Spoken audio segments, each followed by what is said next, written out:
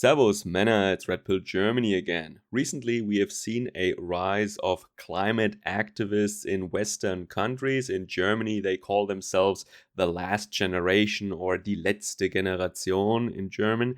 And in Anglo countries, they call themselves Just Stop Oil and so on and so forth. I mentioned in a recent video that these groups get funding by the Climate Emergency Fund. So that is an organization of powerful US dwelling elites. And yeah, so they are funding these activists in Germany, for example. They are literally paying them a salary or giving them money for gluing themselves to a road in order to block traffic on Monday morning when people, working class Germans, want to go to work to feed their families.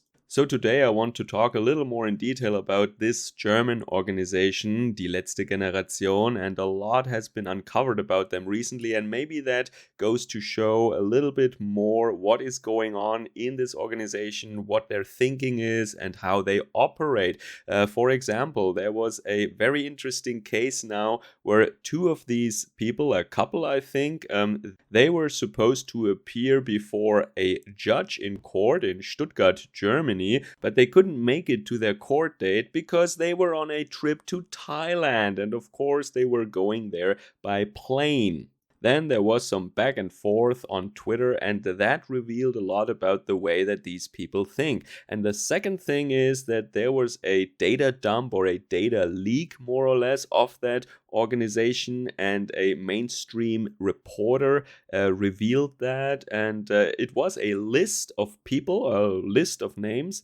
And the organization or the higher-ups in that organization, they made some notes about these people. They categorized them as how capable they see them for performing in these little stunts. And also they evaluated whether or not they are ideologically strong enough to go to jail as a result of their activism against the German people. So I think both of these stories reveal a lot about this group in Germany, and I want to share that with you. But before we get into the details, I want to thank all my supporters and my subscribers. Pass on this video if you think this information is useful or entertaining. And if you want to, you can support me via Patreon or Subscribestar. The links are in the description down below. So let's start with these two activist lovebirds who went on a trip for pleasure, of course, to Thailand.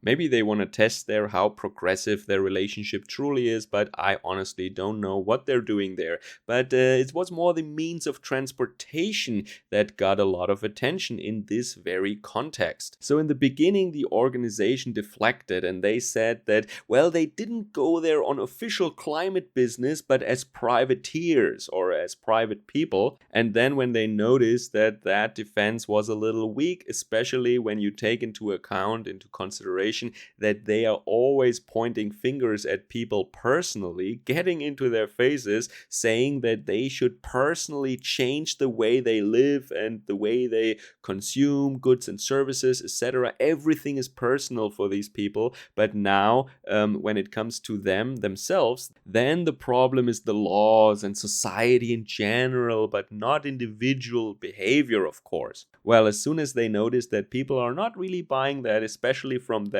they tried to say, oh yeah, we made a mistake and we should have actually taken the train until Iran and then we should have taken a plane. But because there are these evil protests now in Iran, we couldn't do that. And on the way back, we definitely only take a plane to Turkey. And then from Turkey, we take the train. This is what we should have done in the beginning.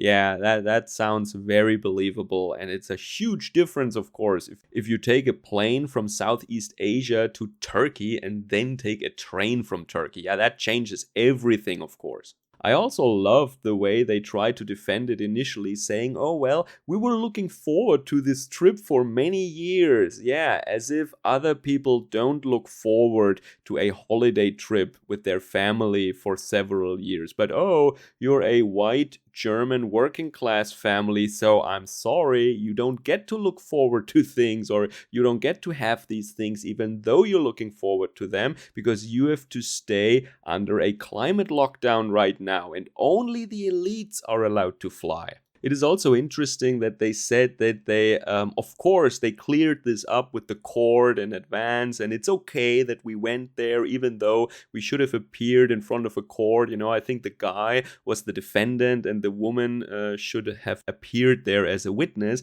But then, according to an article, at least the court said that, well, yes, they said that, but we never rescheduled their court date, so technically they're still absent from court. Anyway, I just want to make it clear that this is not a gotcha moment, and there is no point in saying, oh, look, all these climate activists are hypocrites. We know they're hypocrites, they know they're hypocrites, they know we know they're hypocrites, everybody knows everything.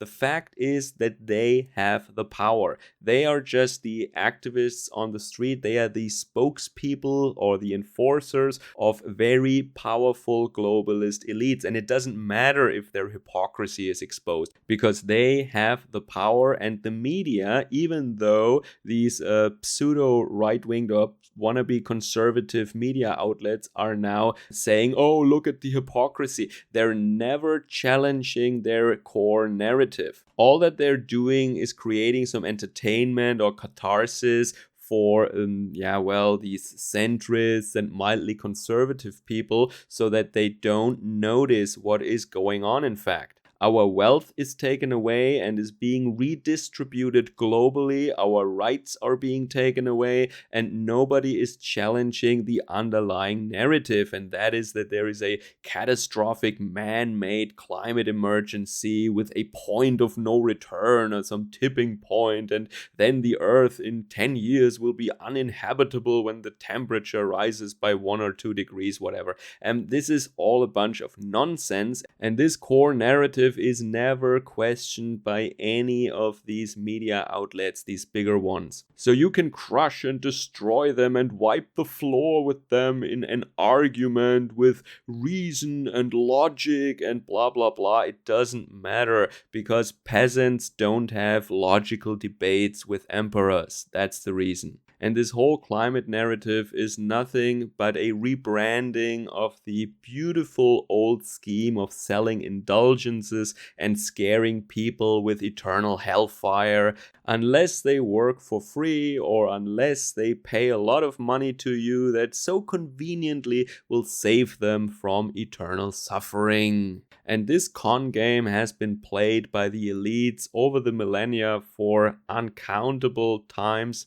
This is just the latest iteration. So let's move to the next bit of information that we have about this group, and that is the data leak. So what was leaked, or what was published by accident by the group themselves, was, as far as I understood, a list of names of members or people who want to volunteer or help there, or basically who say that they're ready for direct activism, gluing themselves on a road, for example. And then the organization, the management of this organization, they made notes. And these notes and the way that these notes were written, that struck me as being very similar to what Stasi agents were putting down as notes about their informants. So let me start this way. There is an entry in the list with a name, for example, and it contains a lot of information like, 20 years old, studies psychology, and so on and so forth. But it also contains an evaluation, and that is, for example, physically strong or physically weak, but also if they're ideologically firm on their side.